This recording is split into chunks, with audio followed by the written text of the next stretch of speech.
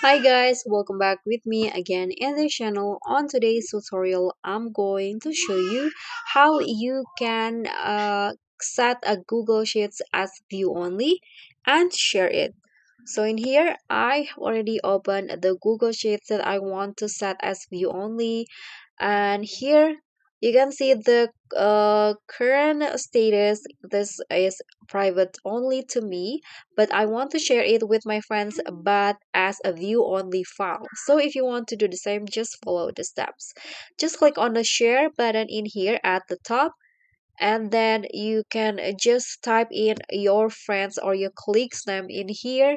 For example, this one's right here, and you can see the current role is editor. You need to change it into viewer to make this file is as view only.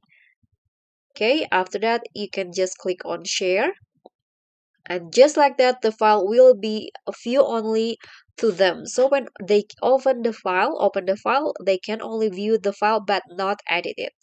So that's all for me. Thank you so much for watching. Don't forget to like, comment, and subscribe. Also click on the thanks. Bye.